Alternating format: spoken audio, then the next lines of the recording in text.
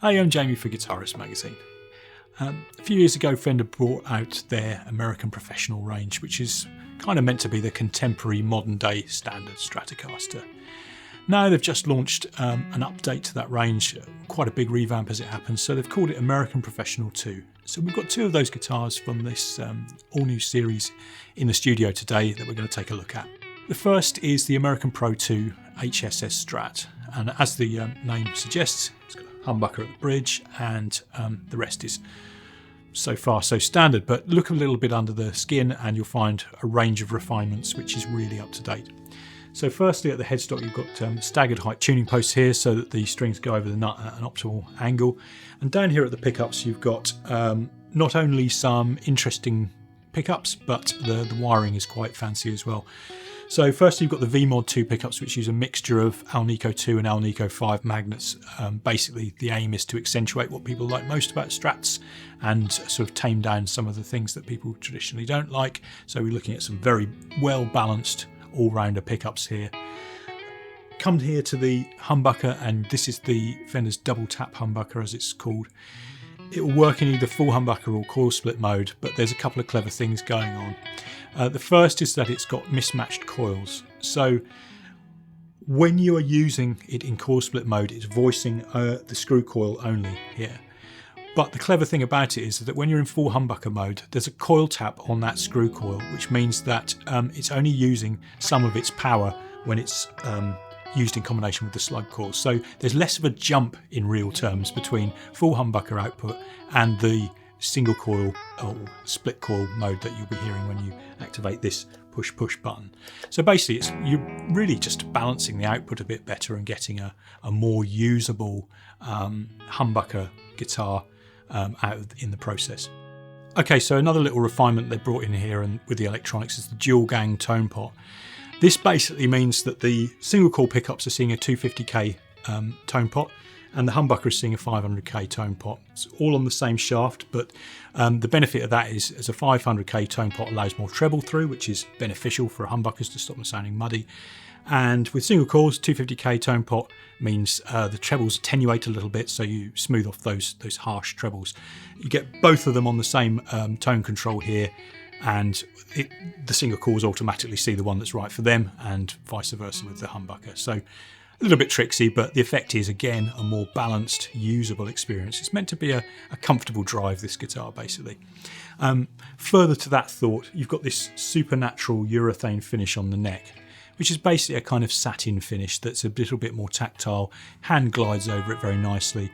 It's a really cool feel to it, very friendly feel. And those are really the main points. There's one last thing which is worth drawing attention to for real tonophiles, and that's that the vibrato has a cold rolled steel block to it. So again, it's a little bit different to previous years, and it's meant to promote resonance, ring, all of the things that you want to hear from a Fender guitar. So another refinement there. So there's quite a lot going on under the surface of this guitar.